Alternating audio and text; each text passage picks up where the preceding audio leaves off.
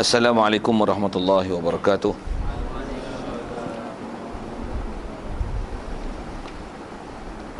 Alhamdulillahi rabbil alamin, wassalatu wassalam ala asyrafil anbiya'i wal mursalin wa ala alihi wa sahbihi ajma'in. Subhanaka la ilma lana illa ma 'allamtana innaka antal alimul hakim. La haula wa la quwwata illa billahil aliyyil azim. Rabbi shrah li sadri wa yassir li amri wahlul 'uqdatam min lisani yafqahu qawli. Allahumma iftah 'alaina bi futuhil 'arifin bika. Allahumma ij'alna minal ladzina yastami'una al-qawla fayattabi'una ahsana. Allahumma 'allimna mimma jahilna wanfa'na bima 'allamtana wa zidna ilman nafi'an ya rabbal alamin. Qala Syekh Musannif rahimahullah ta'ala wa nafa'na bihi bi ulumihi fid darain. Amin. Kata musannif, walau iqtada biman zannahu ahlan lil imamah fabana khilafuhu ka'an zanna. Asal matanya la za hadasin au khubusin wasaha.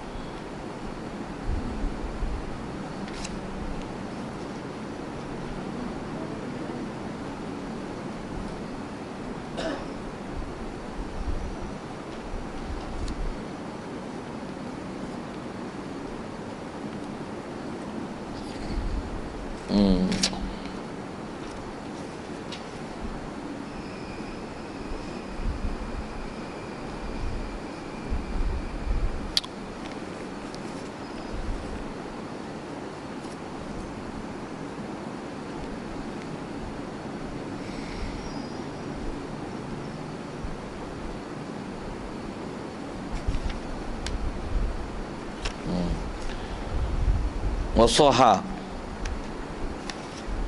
iktida'u salimin bisalisin. Hadirin sekalian, pertama sekali marilah kita rasakan syukur, terima kasih kepada Allah Taala. Pertama sekali syukur kita nikmat hidup Allah Taala masih beri. Syukur kita hidup dapat Islam. Kita dah Islam sejak kecil lagi, lahirnya kita daripada mak ayah kita yang Islam, maka Islamlah kita.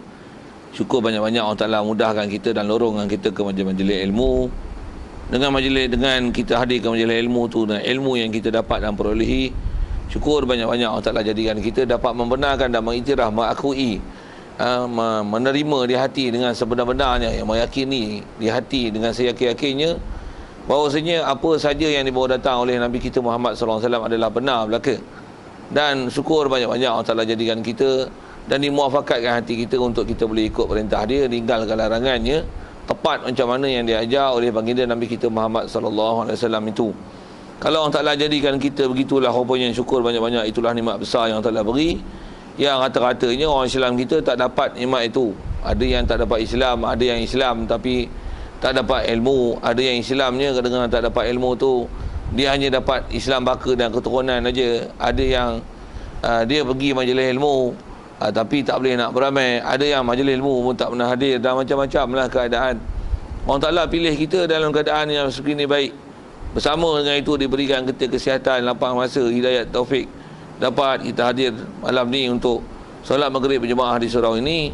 Dan insya-Allah kita manfaatkan masa yang ada ini meneruskan bacaan kitab kita daripada kitab Fathul Mu'in insya-Allah. Dan kita masih membicarakan dalam bab-bab peraturan dalam berkaitan dengan bab sembahyang berjemaah, tentang peraturan imam makmum, masih lagi di situ.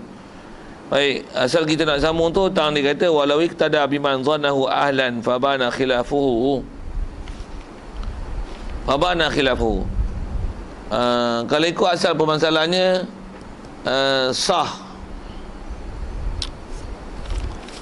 Asal terjemah tu walau iktada, jikalau mengikut seseorang makmum. Dia ikut siapa? Biman, dengan man seseorang. Man sini fahamnya imam lah. Dia ikut dengan seseorang, yang seorang ni dia imam, yang zannahu ahlan, yang menyangkalah oleh muqtadin, orang yang ikut ni, makmum ni, dia sangka man, imam ini, dia sangka imam itu, sangka apa? Ahlan, dia ahli lil imamah, untuk jadi imam. Jadi sembahyang ni sembahyang jemaah, kita makmum, kita sangka ni nak jadi imam. Imam pula imam Masjidil Haram, katalah gitu. Bukan Masjidil Haram halal, Masjidil Haram. Bufi buat lawak sambil tak gelap betul. Fabana khilafu, tengok nyata khilafnya. Sangka-sangka orang betul akidah, tengok-tengok imam Syiah. Oh, kacau. Tu nak bicara bab tu lah. Macam mana ni? Contoh dia kata bagi permasalahan ni. Jadi dia bagi prinsip lah. Kita sangka orang ni betul, tengok orang salah. Kaedah fiqah antara yang kita dah belajar. Walaupun dengan apa dia nak jawab ni, dia sebut ke depan. Tapi nak sebut tak, katalah kita semayang, sangka ada wuduk, tengok Allah wuduk tak ada. Macam tak sah semayang, kena semayang lain. Kita pakai pakaian apa, ingat pakaian bersih lah. Habis-habis semayang tengok, Allah cicak banyak kat kaki. Macam ni? Nyata salah. Macam ni? Tak sah semayang, tak sah ibadat, kena semayang lain. Tu kaedahnya.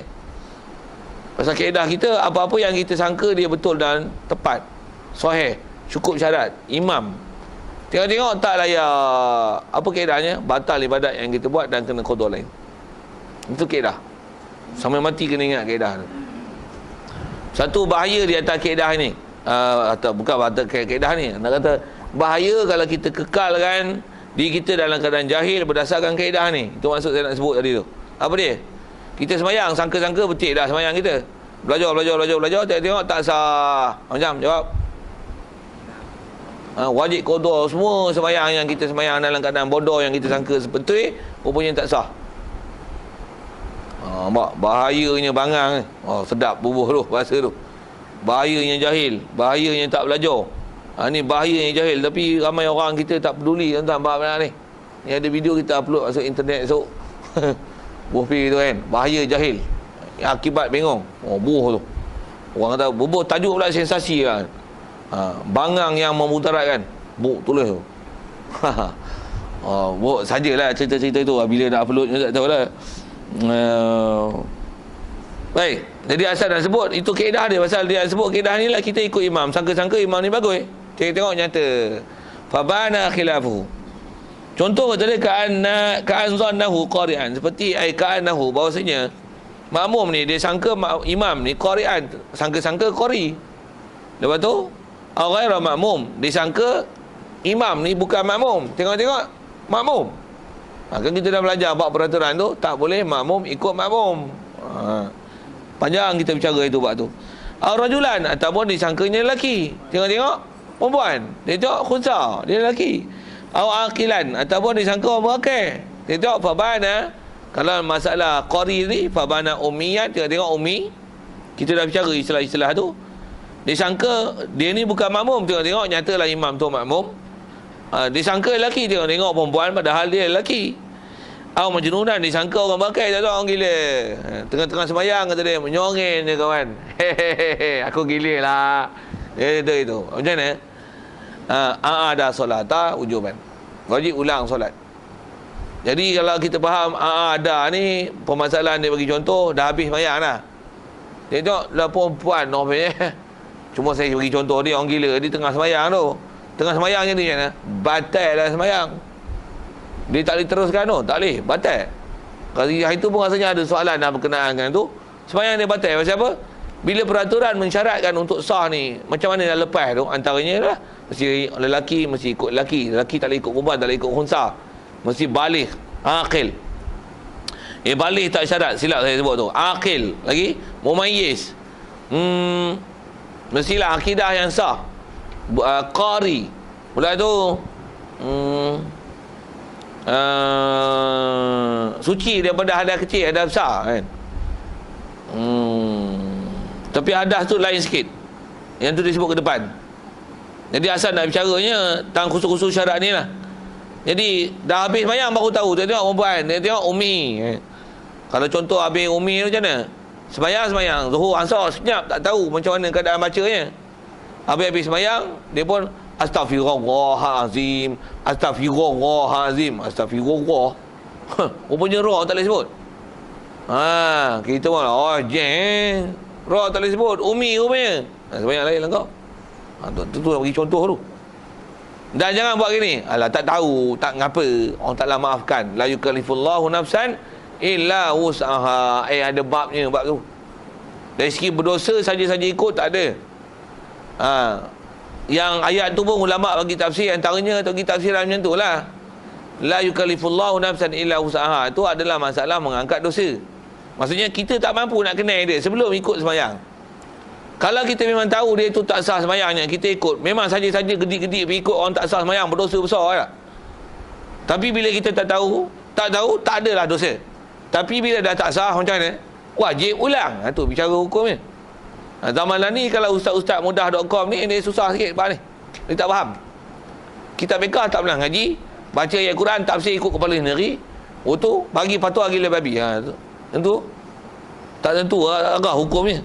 Padahal kitab kita ulama bahas lama dah. Baik, jadi asal permasalahannya kata dia ada solat kena ulang makmum ni sembahyang dia. Apa hukum ulang sembahyang tu? Wujuban, datang wajiban. Sebagai ulangan yang wajib qada. Kalau kata dah habis waktu, wajib qada. Kalau tak habis waktu, wajib ulang semula. Sembahyang tadi tak terpakai, pasal syarat berjemaah tak sah, kerana ternyata terjelas terserlah orang yang dijadikan imam itu adalah orang yang tak sah imamnya. Sikit kalau saya sebut, masa saya ngaji dulu ada guru sebut kisah mana? Kisah yang berlaku di Aceh satu masa dulu. Aceh ni terkenal sebagai Serambi Mekah juga, kawasan Nusantara satu masa dulu. Macam mana Mekah terkenal dengan Mekah pula dah. Apa tu? Kelantan terkenal dengan nama Masjid Serambi Mekah dulu satu masa dulu. Lani pun terkenal juga, tapi kadang-kadang tak macam Serambi Mekah lah. Lebih macam Serambi Wahabi. Gitu. Tak faham tanya lain tu. Jadi Aceh pun satu masa dulu macam tu.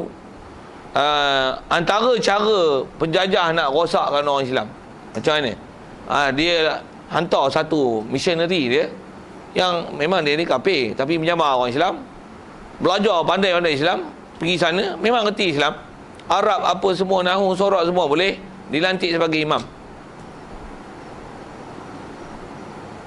kahwin dengan orang Aceh, jadi imam sampai masa tugas dia selesai. Dan dia telah mengeluarkan beberapa hukum yang menyesatkan. Antaranya dia ajar hukum bersalam. Laki perempuan tak apa bersalam. Pasal orang dah percaya kat dia, bagi fatwa, sikit tanya, orang ikut tak? Dia pengaruh macam tu. Satu Aceh ni kalau ikut, bahkan bukan saja Aceh, umumnya Indonesia. Kadang-kadang Pak Kiai lah. Pak Kiai serban nala rekaknya besar. Alif lau pakar ilmu fiqh, tapi dengan tina salam-salam je. Antaranya berlaku kat Aceh. Pasal dia telah rosakkan fahaman tu. Pada mereka bersalam ni tak ada masalah. Antaranya sebab ni, saya tak ingat nama orang putih ni, tapi orang Belanda. Apa nama dia? Kuat sikit? Ronyek. Ada nama itu, tapi nak sebut betul-betul itu apa tak pandai. Ronyek itulah kan. Jadi bila dia kahwin, orang sana tahu kan, kisah tu kan. Kalau ikut ceritanya gitu, dah sampai waktu dia balik, dia siarlah kat orang Aceh. Jangan kamu tak tahu bahawasanya bila dia sampai negeri dia hantar surat bahawasanya aku sepanjang aku duk jadi imam itu sebenarnya aku tak Islam. Kodorlah kau. Satu kita orang yang nak jadi orang dalaman kita ni, kita kena semak sungguh. Satu, jangan cepat percaya terhadap orang-orang yang kadang-kadang kita sangka macam bagus. Tapi jaga tu. Kadang-kadang ada itulah rancangan-rancangan jahat orang yang nak rosak ke Islam. Itu yang rancangan orang jahat, memang dia tahu dia jahat dan memang dia nak rosak orang Islam. Ada yang macam ni pula, dia orang Islam, dia tak buatlah rancangan jahat, tapi dia terikut program jahat orang kafir yang dia sangka dia Islam, tapi rupanya apa amalan dia dan akidah dia adalah kafir. Yang ni cukup banyak lah ni. Kalau dulu orang kafir tak pasal menyamar, lah ni tak payah orang kafir menyamar, orang Islam sendiri jadi ejen orang kafir, menyebarkan fahaman orang kafir yang dia tak sangka itu jadi kafir, bahkan dia sangka itulah menyebabkan gah Islam dia. Lah ni banyak kan yang Syiah Wahabi tu kan, megah dengan apa hukum dia cerita, padahal terkeluar daripada akidah Ahli Sunnah wal Jamaah. Tak payah orang kafir jadi pengantara orang Islam. Orang Islam dia. Sikit isu-isu itulah nyata. Siapa yang jadi imam ke kita tu. Tu yang tak tahu tu. Tak tahu tu dosa, tak tahu ikut orang yang kita tak tahu tak ada masalah. Tapi bila ternyata batal, kalau ikut fiqahnya syarat tak cukup, macam mana? Wajib qada. Ini kita cerita ni memang kaedah asal dalam fiqh mana pun kalau ikut. Yang kaedahnya ada sampai dalam kawaid fiqh pun disebut. Kata la ibrata bi syai' yang Allah SWT bisyai' al-bayyin khata'uhu, tak dikira, tak dipakai sesuatu perkara yang dibuat ternyata batal dia. Sangkanya benda tu betul, tapi sama ada diyakini betul ataupun zon betul, tengok-tengok ternyata tak betul, tak pakai. Itu kaedah fiqh besar tu. Okey, siap. Selesai.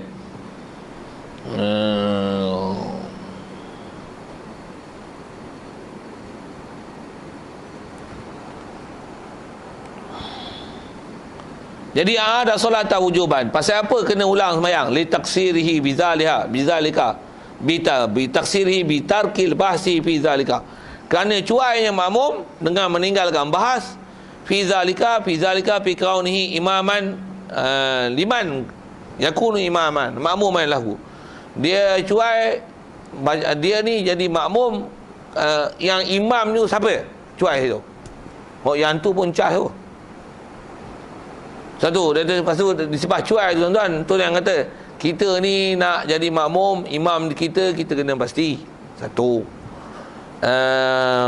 Begitu juga kalau sebut, masih nak sebut tang pasti tu. Satu, ilmu kita belajar. Kita nak belajar dengan siapa yang nak jadi tok guru kita, yang kita nak ambil ilmu daripadanya, yang kita istilahnya menaruh kepercayaan bahawasanya apa yang dia ajar tu betul. Wajib pergi cari ilmu daripada guru yang memang guru ni betul. Wajib, kan? Fardu ain tu. Bila kita belajar kata lagi ni, belajar sangka kita betul dah. Ustaz tu tak betul. Tengok ustaz yang kita sangka betul itu tak betul. Macam mana? Istilahnya cuai mencari guru yang betul. Main. Takut ke kan bapak ni? Tuan-tuan saya tak tahu takut tak takut. Tapi saya mengaji sepanjang duk mengaji dengan tok guru baca kitab ni, takut tu. Begitu juga kes-kes akidah dan sebagainya. Katalah ada bab-bab yang kita sangka benda itu kecil, bila belajar punya salah besar. Yang tu yang ada ulama menafsirkan, antaranya ayat Quran bunyinya gini, tahsabunahu hayyinan wa huwa indallahi azim. Kamu sangka benda itu remeh renyah aja dan tak ada masalah pun, anggap macam lalat hinggap di hidung, di tepih je bandingannya gitu. Tapi wa huwa indallahi azim, perkara yang kamu sangka renyah dan remeh itu tak ada masalah, tapi di sisi Allah Ta'ala dia lah satu benda yang besar, dan salah tu amat besar dan menyebabkan orang takut boleh jadi kufur. Takutnya tu. Satu disebab kalau sebut ke ilmu tu tak boleh cuai bahas. Satu tak boleh kaedah kita fiqh ke akidah ke tuan-tuan, kita tengok mana sesuai dengan nafsu kita. Okey, aku suka ustaz ni. Ustaz ni best sikit pasal banyak gelak. Kita suka pasal banyak gelak, bukan cerita hukum betul. Kalau kebetulan hukum betul ada gelak, tu pun kena pilih lagi. Ustaz ni dia betul-betul lah tapi gelak. Aku nak ustaz ni betul tapi tak mau gelak. Sikitlah sebut isu-isu macam tu kan. Saya bukan tujuan nak provoke siapa-siapa, tapi kaedah pilih guru. Kaedah pilih guru pasal kita nak cara tepat. Tak boleh tak cuai. Itu kalau betul. Kalau tak betul, macam geng-geng Syiah tu. Pasal apa dia ikut Syiah? Pasal kepala otak dia sama dengan Syiah. Dia pun sebelum ni sembahyang 3 waktu ya, kadang-kadang tak ada sembahyang pun. Tengok Syiah kata boleh jamak, dia ikutlah tu. Munasabah dengan nafsu dia. Memang dulu kaki betina. Cuma dulu dia faham kaki betina ni haram, dosa, zina. Belajar Syiah tak apa, mutaah, dapat pahala besar. Zina dia. Nampak kan? Tu manusia ni bila sesat, dia akan ikut jalan sesat yang sebenarnya dia memang sesat lah. Orang yang dah memang Allah Ta'ala bagi hidayah betul ni, dia tak akan ikut sesat tu, memang dia akan cari jalan betul. Itu kalau kita sebut hakikatnya. Sebab kita taklif cari, wajib pergi cari, wajib pergi semak. Apa kita bicara ni? Wajib bahas. Kita sebagai makmum, tang imam tu wajib bahas tu. Jadi imam mana? Imam yang kita tak tahu, imam bisu. Istilah bisu tu, tak tahu apa dia baca, betul tak betul bacaan. Tengok nyata tak betul. Macam mana? Ulang balik sembahyang. Tengok saya sebut ni. Tu imam bisu tau. Imam yang kita tak tahu hal dia. Betul tak betul Fatihah. Kalau imam yang kita memang tahu dah sesat. Imam tu imam apa? Sama ada imam solat, sama ada imam tu pemimpin, wakil rakyat, parlimen, sama prinsip dia. Dah tahu dah, bengong. Pangkah ikut ke? Oh, dah salah besar. Awal-awal salah besar. Kalau kita tengok pakai lobai, pakai sorban ni teman dengan elok lah kan. Kita pun pangkah, tengok pangkah memang kena pangkah sungguh rupanya. Sikitlah dengan bahasa itu macam mana? Berlepas diri lah kita. Oh, silap lah nak ambil. Lah ni aku taubat tak ambil lah. Dan kita mesti ada sikap berwaspada di masa akan datang. Aku sepatutnya lebih berhati-hati. Jangan tertipu dengan lobai dan sorban saja. Rupanya dia lobai sorban pasal ambilan raya je. Lepas tu habis tangan lobai sorbannya. Saya nak cerita apa kan? Wajib menuntut ilmu elok-elok. Tak boleh cuai. Antara cuai itu tinggal bahas dan tinggal semak, tinggal belajar, tinggal meneliti. Siapa daripada siapa kita ambil ilmu, masalah ilmu, daripada siapa, dengan siapa kita jadi imam. Macam mana pun ada kaedah yang kita dah belajar lepas. Kita tak tahu macam mana situasi dia. Zahir orang Islam tengok rupa Zahir elok, kita tak disuruh dengan buruk sangka. Pasal tu dia bagi permasalahan ni. Kita sangka baik, jalan elok, tengok-tengok tak elok. Dan disebab cuai tu satu hal cuai. Untuk macam mana? Qada ya. Bahananya qada tu lah. Macam mana pun kita tak diajar buruk sangka. Tapi ini kaedah menyelesai. Dan mengajar kepada kita supaya lebih cepat. Terutama kalau kita saya sebut ini, terutama orang ada kuasa, dia nak lantik siapa yang nak bertugas di bawah dia. Jadi imam, jadi bilal, jangan silap, tuan-tuan, jangan silap. Satu kalau katalah saya misalnya, saya buat satu universiti, saya nak panggil pensyarah, PhD, doktor untuk mengajar kat universiti saya. Jadi tak jadi tu tak tahulah. Ada perancangan tuan, dia mau nak buat universiti. Saya tak adalah PhD, tapi dia nak bagi saya jadi penyusun kurikulumnya. Universiti Pondok Sarah P gitu. Namanya atas nama yayasan ni, Yayasan Darul Furqan. Kawasan-kawasan Ipoh . Jadi tak jadi tu, tengok terdekat ni, keluar result SPM, akan ada intake pelajar dan akan mula operasi. Tempat ada lagi akan menumpang di masjid apa nak belah Ipoh tu. Akan jadi anu, dan antara mudirnya tu saya. Buat masa ni saya terpaksa bergegas untuk menyusun kurikulum yang tempoh jangka panjang ni semua 9 tahun. 2 tahun tu sebagai macam buat A-level untuk kelayakan masuk pergi belajar dengan belajar sepenuh masa, macam mana tahap yang sepatutnya kena belajar untuk nama Universiti Pondok tu. 2 tahun ni macam proses matrikulasi untuk melayakkan masuk universiti. Dan ada tenaga-tenaga pakar yang memang orang universiti, dan ada orang ada PhD yang pakar-pakar abad tu, menyusun cara format kurikulum supaya sama dengan format universiti. Cuma kitab penuh. Dan belajar pula sampai boleh kendiri. Maksudnya belajar bukan saja ilmu, di sini boleh survive bersama dengan tu kemahiran hidup. Kita ajar dia dengan komputer, dengan ICT, dengan bertukang, repair kereta, ni printing, insyaAllah akan ada tentu. Tunggulah saat kemunculannya. Tuan-tuan nak daftar pun standby saja. Jadi tak jadi tu, doakan mudah-mudahan jadi. Pasal Malaysia tak ada gitu kan. Saya pun saya pasal orang yang rancang buat tu, kita diminta supaya memberi sumbangan tentu ya. Dan antaranya sumbangan mengajar. Apa kemahiran yang ada pada kita, tolong simbah. Hubung insya-Allah yalah. InsyaAllah tu, insyaAllah yang tahqiqan lah, bukan takliqan. InsyaAllah siap jadi turun. Buat masa ni belum serius pasal belum sepenuh masa. Dah sepenuh masa esok alamat saya bertukar, saya duduk Ipoh. Tak duduk dah Pengelah Hulu. Tapi cerita tu bukan lawak lah, serius saya sebut ni. Macam bunyi lawak sikit lah, tapi serius tu bab tu. Apa saya sebut ni, cerita apa? Nak cerita bab ni, bab pastikan ilmu yang kita dapat tu daripada ahlinya, dan kita dalam proses supaya tak cuai tu, kita nak latih kader-kader yang orang layak boleh menerima ilmu itu. Pasal kadang-kadang kita tenaga ada, kita tak susun. Sikit ambil pepatah ulama-ulama kita. Dia kata apa? Al-batil bin nizam yaghlibuhul al-haqqu bi ghairi nizam yaghlibuhul batil bi ghairi nizam. Tu pepatah ulama kita kan. Dia kata apa?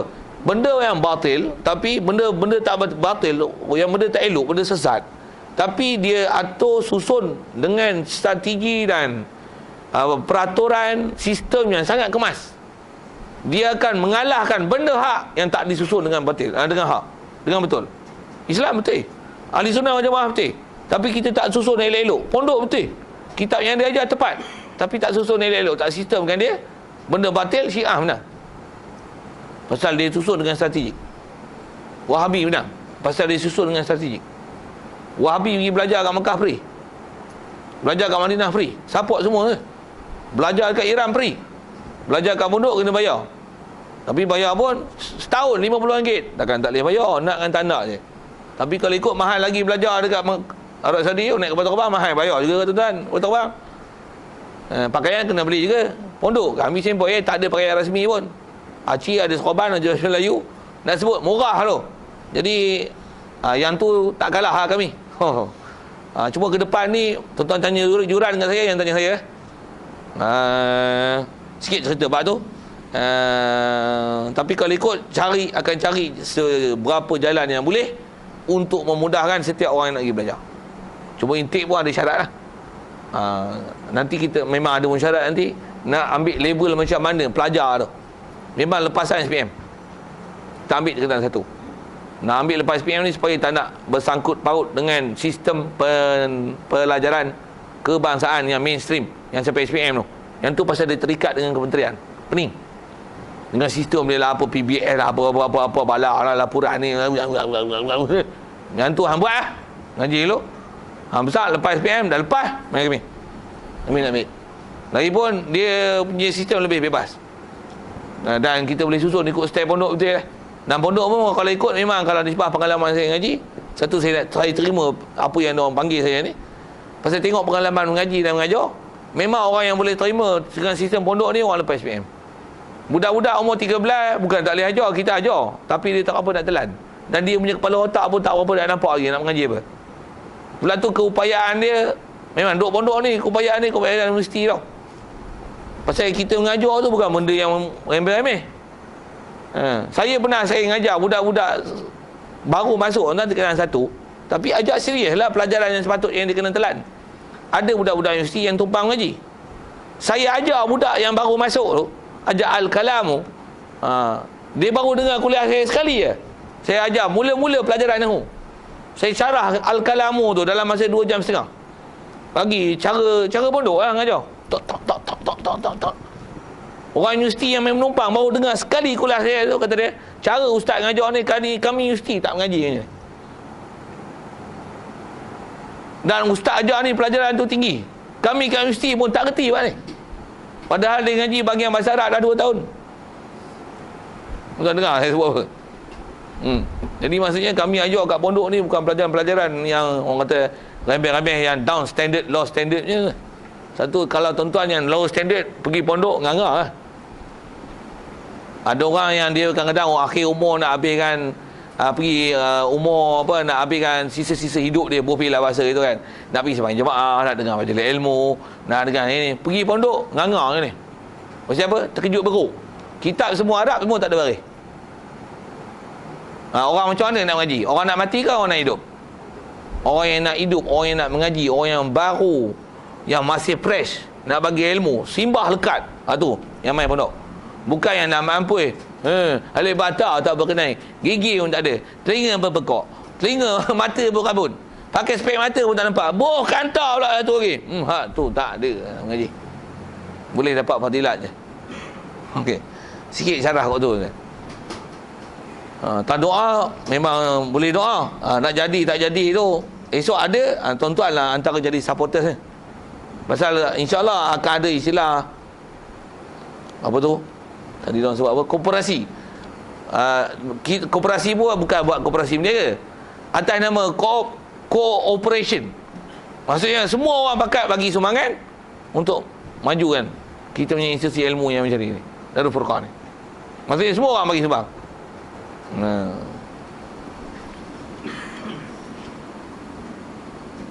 Baik.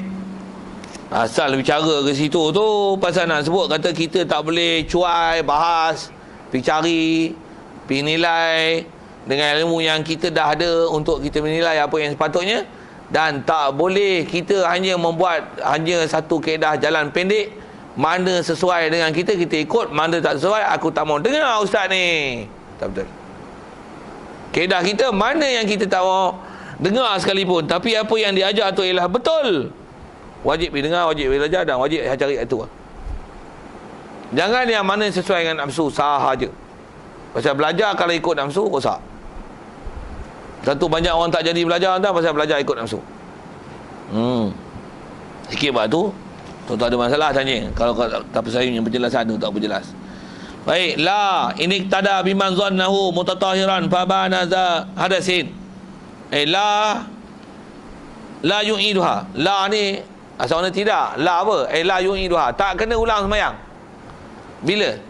Ini tak ada jika mengikut makmum. Biman dengan imam yang zannahu, jika menyangka makmum huwa ke imam ni mutatahiran, sangka suci. Itu yang ada saya terlajak sebut, saya kata tak ada wudu kan.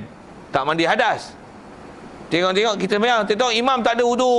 Saya ada terlajak, saya sebut dia yang tu tak masuk, saya kata. Yang tu jumpa sebar lagi. Ini sebut ni. Tidak, maksudnya taklah kena ulang sembahyang jika makmum ikut orang yang dia sangka suci. Maksudnya tak ada najis, tak ada hadas kecil, tak ada hadas besar. Lepas tu fabana za hadasin, kemudian nyatalah imam ni za hadasin, orang yang mempunyai hadas. Hadas tu kata dia walau kana hadasan akbara, walaupun hadas tu hadas besar sekalipun. Imam sembahyang subuh Jumaat lah tu. Maklumlah malam Jumaat. Tak faham tanya. Bagi salam, Assalamualaikum warahmatullahi. Assalamualaikum warahmatullahi. Astaghfirullahalazim. Apa siapa? Oi, aku lupa ni wajib lah. Dia kata kat makmum lagi tu. Dia punya malu tak malu tu satu hal. Kita bukan nak bicara lah tu. Kita nak bicara tahu mana? Imam ternyata hadas. Soal sama yang ada. Pasal apa? Bak hadas tak boleh nak semak. Takkan tak ada kerja kita pergi jumpa imam mandi hadas hari ni. Tak. Tapi bab Fatihah kita boleh dengar. Kita boleh perhati. Kita boleh tengok dia punya belajar. Dia ambil pendidikan dulu kat mana? Tok imam ni reti tak reti? Dia Syiah ke? Wahabi ke? Boleh faham dengan cara hidup dia. Tapi dia mandi wajib, tak mandi wajib, tak boleh semak tuan. Mana ada detektor boleh nak detect. Mandi ada besar ada kecil. Begitu juga bab wuduk. Ataupun bab najis. Cuma bab najis dia ada dobik rasanya ke depan nanti insya-Allah. Macam mana pun ada bab dobik najis yang kita dah belajar dulu kan. Kalau najis tu duduk tempat zahir, imam batal dengan makmum sekali. Kalau najis tu duduk tempat batin, maksudnya batin ni tak boleh nampak dengan mata kasar, tersembunyi kat sependa dia, kat pakaian dalam dia. Kita tak tahu ada najis, dia je yang tahu. Yang tu dia tak melibatkan batal pada makmum, yang batal hanya imam saja kena sembahyang lain. Ada kita bicara rasanya bab sembahyang bab najis dulu gitu. Begitu juga kalau ikut bab hadas kecil, hadas besar, bab wuduk ni kita tak tahu imam ni ada tak ada, kita ikut. Kemudian sekalipun dia maklum dengan kita bahawasanya dia ada besar, dia ada kecil, maksudnya dia tak ada wudu atau ada najis, pakaian yang dipakai itu bernajis, sama ada kita tahu tak tahu, sembahyang kita tak jadi mudarat, tak wajib mengulangkan semula sembahyang yang telah kita ikut dia. Pasal apa? Pasal bab ni termasuk dalam benda-benda yang sulit, yang payah kita nak detect. Jadi kalau kata susah, tak ada cuai kita di atas kita tak tahu hadas kecil ada besar dia, bab najis dia pada tempat batin. Jadi di atas kata susah nak tu yang baru la yukallifullahu nafsan illa usaha, tak ada qada, tak ada ulang. Satu bab tu dia tak boleh syarah bodoh-bodoh tu ayat Quran tu. Mesti tengok apa yang telah disyarah oleh ulama. Pasal ulama syarahan dia terhadap ayat-ayat Quran adalah lebih teliti dan cermat, pasal dia mensyarahkan Al-Quran dengan telah melihat semua ayat Quran dan semua hadis, baru buat hukum. Kita baru tengok ayat Quran satu, hurai tanpa tengok Quran lain dan tanpa tengok hadis, ambil faham mentah-mentah Quran. Itu yang rosak. Okey. Jadi za hadasin walaupun ada akbar, au za khubusin, ataupun imam yang mempunyai za khubusin, yang mempunyai khubus, kita baca khubus tu za najasin, yang mempunyai najis. Yang mempunyai najis. Masuk khubusin ni adalah najis. Najis pun najis mana? Yang kata tak kena ulang. Khubusin khafiyin, yang tersembunyi. Kalau ikut saya dah ulang tadi fakta tu.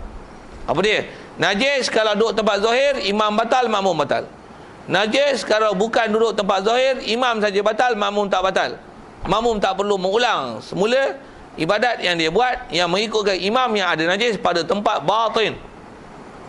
Batin tu kalau tuan-tuan tak faham, tanya lain. Pasal agak lama dah kita dah sembang bab tu. Okey, selesai.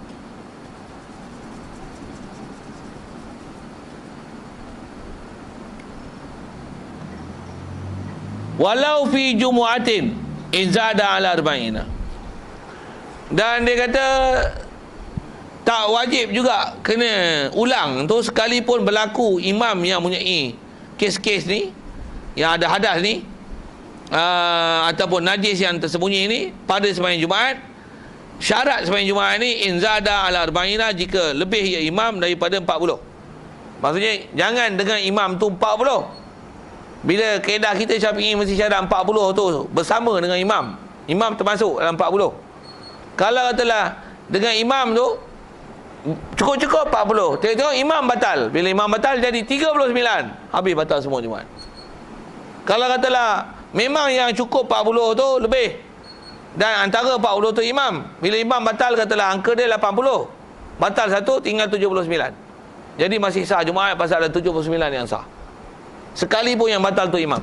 Walaupun kalau ikut mana boleh sembahyang Jumaat, melainkan mesti berjemaah, mesti ada imam dan makmum. Tengok imam batal, sekalipun imam batal. Tapi bila bab ni, bab batin, bab najis yang batin, bab ada kecil ada besar, memang tak ada siapa boleh detect perkara itu, maka tak ditaklifkan kita mengulangkan semula sembahyang tu sekalipun sembahyang Jumaat. Pekah tuan, ulama bagi syarah detail lah, tak usah fikir. Maksud saya dah fikir, tak payah gaduh proses. Pergi dengar, ambil huraian, faham, simpan. Satu saya ngaji tuan, pengalaman ngaji ni. Oh, kita ngaji pekah ni tengok ulama terror semua. Benda tak pernah berlaku, dia siap bagi hukum. Bukan detail, very great detail. Ni very great detail lah ni. Kita tak pernah semak ada kecil ada besar ni. Kalau umum kita lah orang tanya macam mana? Oh, dah imam tak sah. Sah apa lagi? Imam yang lain je lah. Ada juga yang kepala otak gini. Yang tu yang dia kata imam tak sah. Bab najis, yang ada najis dekat imam, tak ada najis dekat kita. Imam batal, imam je lah batal. Kita buat apa nak ulang sembahyang pula? Tengok ada tai cicak kat kaki imam, imam je lah ulang sembahyang, kita tak payahlah. Ada kat bengong ke tu? Itu macam mana sepadannya? Kau tengok apa ulama dah bahas. Tu saya sebut tak boleh cuai belajar. Ni berapa orang je yang belajar, tu pula tu berapa orang je yang ingat, berapa orang yang faham. Hak tidur tahu berapa orang. Sikit bui aja tu. Ni pun tolak orang Ipoh, tolak orang kampung, tolak orang Tapah, tinggal orang kampung. Kena penampar saya jelas.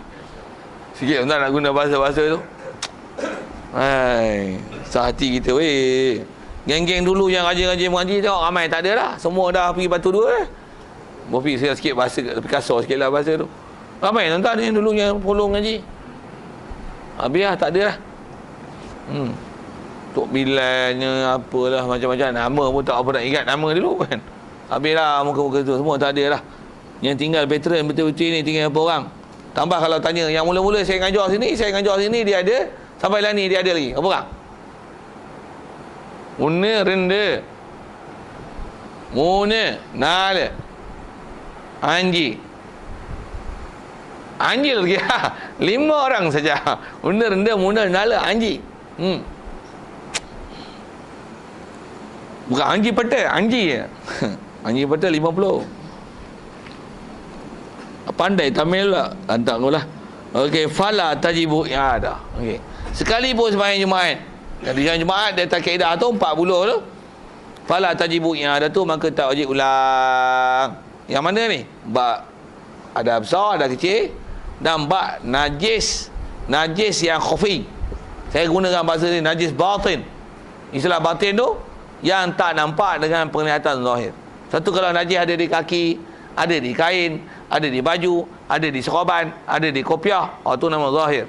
Pasal kalau tengok nampak. Kena pacat kat kaki, nampak kesan darah kat kain, itu zahir. Tapi spendar dia tak pernah tukar, dia kencing tak basuh, tu batin. Bopi kan nampak tu. Macam tu. Ataupun dia ni rupanya ada operation pakai tiup, sembahyang pakai tiup gantung, kita tak tahu. Nampak pakai jubah apa, pakai kain ingat gemuk, rupanya tiup duduk dalam. Macam mana? Kalau kata istilahnya tu batin lah. Kau tengok lah. Kalau kita dah tahu awal memang tak saya ikut. Jadi kita bicara ni yang dah lepas, dah selesai, tengok ternyata tu. Adapun daripada awal yang memang dia buat benda-benda yang menyebabkan jadi batal wuduk dia, katalah itu, ataupun najis. Pada dia kata tak batal, pada kita batal, tak boleh ikut. Katalah Tok Imam ni kadang-kadang kalau tak sewil sikit, ngaji pula setiap Wahabi. Nak pergi sembahyang, depan mata kita nampak cium bini yang dulu. Cium bini kan. Bini siap salam, cium tangan, itu cium bini. Naik motornya, jalan kaki. Ya. Tak pun bini ni duduk belakang, dia masuk. Ling, Sat. Oh, main cium dulu. Betul pun jadi imam. Macam mana? Sayonara lah imam. Belah lah. Aku tak ikut lah kau. Kau mazhab apa? Gila babi je ni. Macam apa? Kita dah memang kata dia buat benda dah tak sah. Belah tu dah nyata awal-awal lagi. Tak boleh ikut. Tak boleh ikut.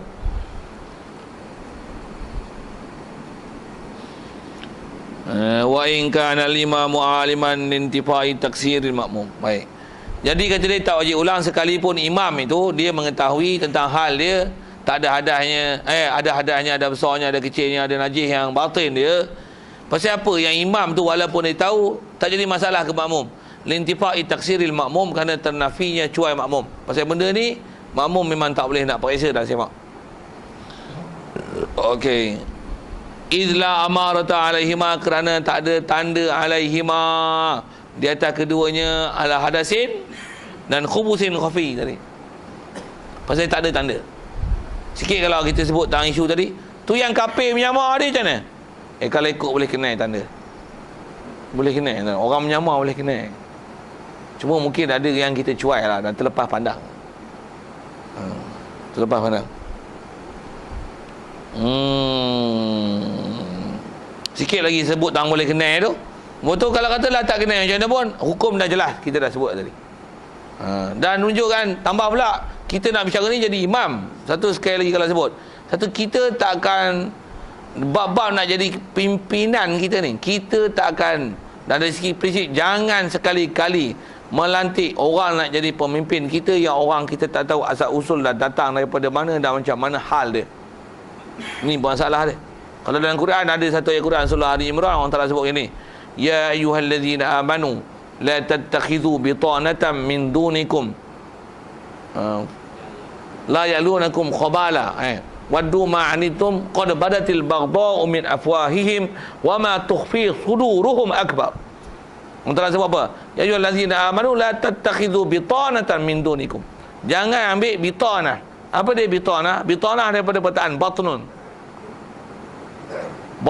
Batin perut. Bitanah dia istilah pakaian dalam. Pakaian kita ni, macam kalau saya pakai ni, yang ni dipanggil bitanah.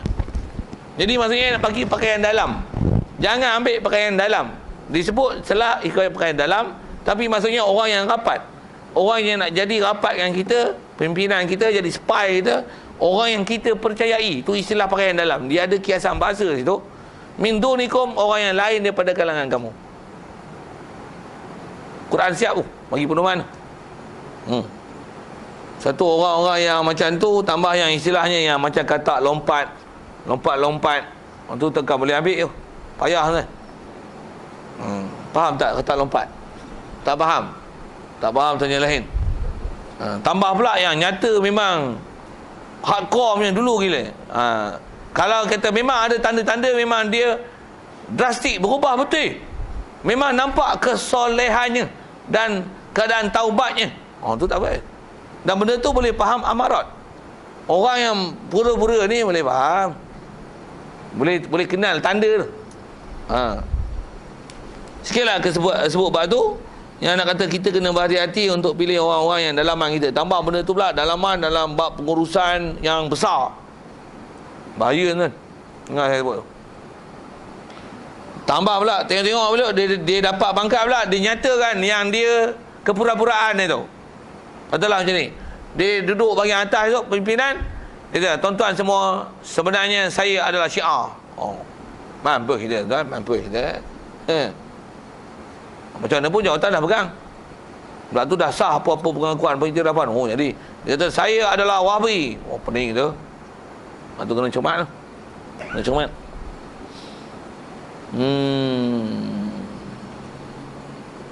Satu kaedah kita yang ulama-ulama kita ajar, kita mestilah cari kepimpinan di kalangan ulama. Jaga kan. Yang kadang-kadang title Tok Guru, Ustaz, ulama pun kadang-kadang main 2 juta out. Tuan tak faham tanya lain saya sebut apa tu. 2 juta dapat gelam mata kan. Pasal apa? Dapat bantuan 2 juta. Terus tukar fakta tu. Yang betul jadi salah, salah jadi betul. Itu yang kita kata yang mengaji tu, yang ada kepahaman agama tu. Yang tak ada faham macam mana? Agak-agak warak bagus ke? Jaga kan. Itu kena hati-hati dia. Itu sebab kita ni walaupun orang yang bukan takhasus kaji agama, wajib pergi cari agama. Pasal agama tu lah nak selamatkan kita. Sebab-sebabnya. Okey. Sikitlah nasihat benda-benda itu. Tambah akhir-akhir zaman ni.